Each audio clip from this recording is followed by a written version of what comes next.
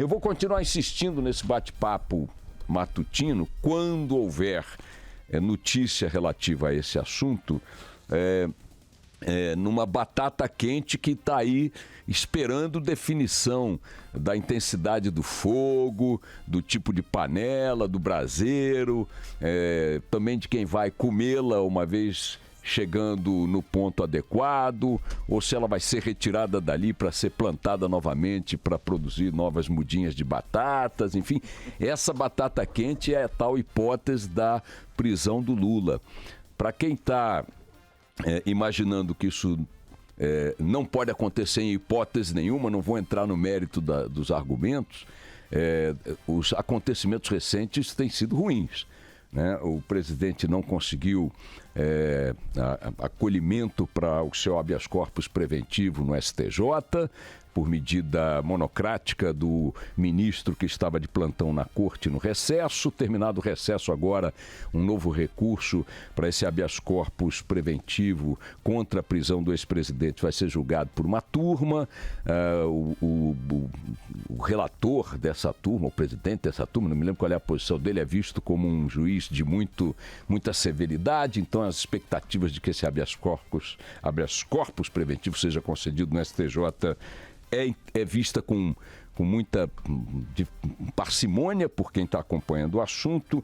Claro que haverá sempre a possibilidade de um recurso ao Supremo Tribunal Federal, a saber como vão andar as coisas por lá.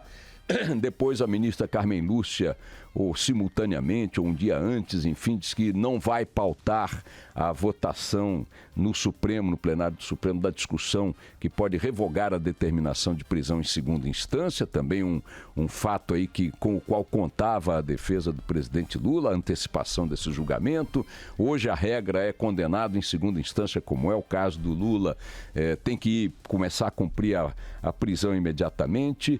O Tribunal Regional Federal da 4ª Região, a percepção geral é de que também não acolherá nos embargos de declaração apresentados pela defesa do Lula, argumentos que possam alterar a sentença ou a recomendação de que a prisão seja cumprida tão logo concluídas essas etapas. E ontem mais uma declaração vista como ruim para o ambiente em torno de Lula foi dada pela ministra Carmen Lúcia, em que ela criticou forças ou grupos que atacam a justiça, que tentam desprezar a justiça, enfim, um discurso duro da ministra Carmen Lúcia, que não citou nenhum alvo, mas que hoje, na unanimidade das análises na imprensa, este alvo é visto como o PT, seus aliados, e o discurso de que Lula não pode ser preso ou não pode ser submetido ao que a justiça determinar. O Lula andou dizendo que não deu declarações, que não respeita a decisão do Tribunal da 4ª Região, e isso afetou ali o ambiente dos tribunais em torno desse julgamento. A situação de Lula do dia do julgamento para hoje, no que diz respeito à possibilidade de sua prisão, está piorando, só tem piorado. Nestes sinais que não necessariamente indicarão, matematicamente, ninguém pode dizer que, apesar dos sinais serem esses, ninguém pode dizer que isso significa 100% de que o desdobramento dessa novela resultará na sua prisão. Temos que esperar para ver. Por que eu estou voltando a esse assunto? Porque eu insisto em dizer que este é a peça do tabuleiro político do momento de maior dramaticidade, para um lado ou para o outro. Se Lula for preso, o efeito natural desse troço na política, na discussão, na eleição e tal, o impacto dessa notícia nacionalmente, até mesmo fora do Brasil, tem uma dimensão polêmica, certamente vai produzir muita discussão, muita polêmica, muito protesto. E se ele não for preso também, porque a Folha de São Paulo apresentou na sua pesquisa esses dias uma opinião pública, defende a prisão do Lula, quase 50% ou um pouco menos do que isso, querem que Lula seja preso ou um pouco mais do que isso. Ou seja, é um assunto que vai continuar dividindo paixões, emoções, movimentos no campo político. E ontem, repito, por isso eu estou voltando ao assunto, mais um movimentozinho no tabuleiro indicou que o ambiente para Lula está piorando. Piorou, depois da condenação conseguiu piorar. piorou na recusa da liminar, do habeas corpus preventivo, piorou na decisão do Supremo de não colocar em pauta a questão da segunda instância, piorou na declaração de Carmen Lúcia ontem, que todos estão interpretando como um recado a Lula e ao PT. Portanto, vira essa página aí, todo dia que tiver alguma coisa relacionada a essa história da prisão, eu vou chamar a atenção aqui, porque, repito, este é o fato que está no horizonte próximo do noticiário político, que mais vai produzir farofa, oba-oba, tensão, briga, discussão, a prisão ou não prisão de Lula em decorrência da sua condenação a 12 anos e qualquer coisa de prisão pelo TRF4 de Porto Alegre. Em outro campo do bafafá, também o judiciário está em foco, junto com o Ministério Público. Ontem houve uma manifestação de juízes federais em Brasília, com várias dezenas de participantes, magistrados e magistradas, que foram levar às autoridades da República um abaixo-assinado com quase 20 mil assinaturas, defendendo as carreiras do Ministério Público, do Judiciário e tal, e discutindo ali o que eles entendem estar sendo uma desvalorização dessas carreiras a partir entre outras coisas, foram também protestar contra a reforma da Previdência e tal, mas entre outras coisas com essa discussão para pôr fim ao auxílio moradia que todos os juízes brasileiros recebem, mesmo quando estão morando na cidade onde nasceram. O cara que é um carioca da gema, que é um mineiro de Belo Horizonte, mora em Belo Horizonte desde que nasceu, é juiz federal em Belo Horizonte, na casa da mãe, na casa dele, na casa do pai, recebe um auxílio moradia. E esse auxílio moradia, pago também a outras categorias de outros poderes, a outros membros de outros poderes, representa uma despesa da ordem de 5 bilhões de reais para o contribuinte brasileiro, o que é uma barbaridade quando o nome não se justifica ao fato, não se encaixa no fato. Qual é o fato? Quando você é deslocado da sua cidade para cumprir uma função, quer trabalhando numa empresa privada e, obviamente, no setor público, você tem que se instalar nessa nova cidade. E lá, aquele que te deslocou, o teu patrão, tem que botar condições para você morar. Então, ele te paga um auxílio moradia, porque você saiu da sua moradia e foi para um lugar onde não tinha moradia e te paga um auxílio moradia e você, com isso, aluga um imóvel ou você tem as contas desse imóvel paga por sua empresa. Não havendo esta condição, esse pressuposto, o auxílio moradia pode dar a ele o nome que vocês quiserem, mas não pode ser auxílio moradia. Se o juiz, como está sendo revelado aí o tempo todo, desfruta de um imóvel próprio, na cidade onde sempre viveu, etc. e tal, não foi deslocado, não tem o custo adicional de uma moradia que ele não tinha antes, não há por que dar-lhe auxílio nenhum. E os juízes estão querendo sustentar essa conversa, essa mordomia absurda, com alguns argumentos completamente de João sem braço. Vejamos, o primeiro deles, eles alegaram que tem perdas salariais de 40% desde 2015.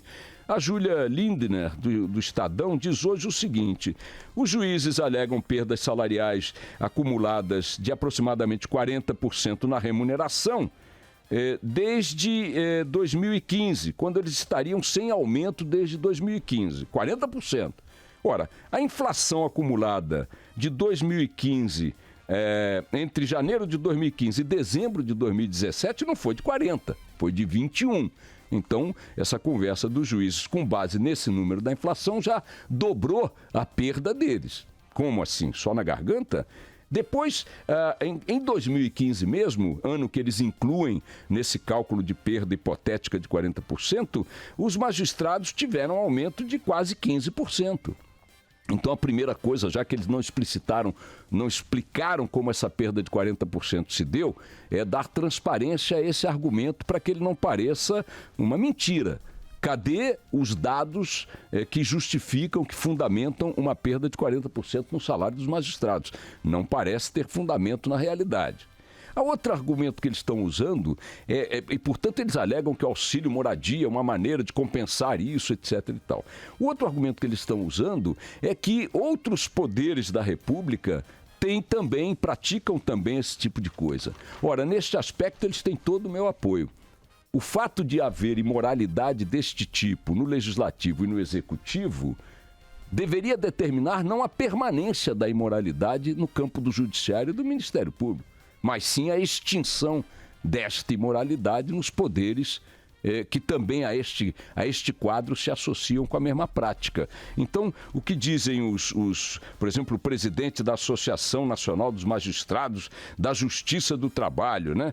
Que muitos estão endividados, muitos juízes estão endividados, né? O endividamento das famílias decorre de muitas situações, mas definitivamente você não encontrará famílias que ganham o que ganham juízes federais e promotores e procuradores com dívidas se o padrão de vida que elas levam se adaptar ao que eles ganham.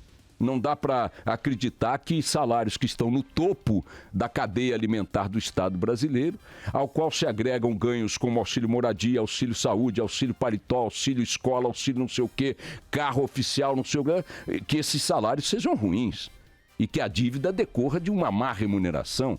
Eu entendo que um trabalhador com uma família que ganha 2 salários mínimos que está endividado, porque não dá nem para pagar a passagem de ônibus que ele tem que usar. Agora, você dizer que alguém que está ganhando 35, 40 mil reais entre salário e outros ganhos indiretos como o auxílio moradia, dizer que está endividado, bom, está endividado porque não está havendo ajuste do seu orçamento doméstico à sua realidade salarial, que não é ruim, está longe de ser ruim, inclusive do ponto de vista de comparações internacionais. Então, outros dizem, bom, eles estão querendo atacar o judiciário, mas vejam, isso está acontecendo no legislativo e também no executivo. Ótimo que eles usem esse argumento, mas devem se mobilizar para acabarem com isso no legislativo e no executivo, e não para manter no judiciário. E o argumento final, que para mim é o mais impressionante de todos, porque parte de poderes e de servidores que deveriam zelar pela justiça, né, é de que a concessão desse auxílio moradia e de outros penduricalhos igualmente absurdos é legal. É legal, está previsto na lei, está previsto na resolução do Conselho Nacional de Justiça, está apoiado na liminar do ministro Fux de 2014, que agora o Supremo vai julgar. Está isso, está aquilo. Bom, e aí eu recorro a uma frase atribuída a Milor Fernandes, que eu acho primorosa, não sei se é do Milor. Se você olhar na internet, sempre foi até eu sempre soube que era dele e não sei se ele é que produziu essa frase, mas é a cara dele. A lei, o que é legal, né, no caso, a lei é uma forma ardilosa de ludibriar a justiça. Então, os ilustres magistrados são juízes, tem que olhar para a justiça. Se uma lei soa absurda, discricionária, resulta num privilégio, discrimina o conjunto em benefício de um grupo, essa lei, por mais legal que seja, ela é absurda, ela é imoral, ela é indevida. E é assombroso que aqueles que são os zeladores maiores da justiça queiram zelar por uma lei visivelmente insustentável do ponto de vista moral e ético, ainda que legal. E aí me valho aqui do argumento que outros usam. A escravidão foi legal.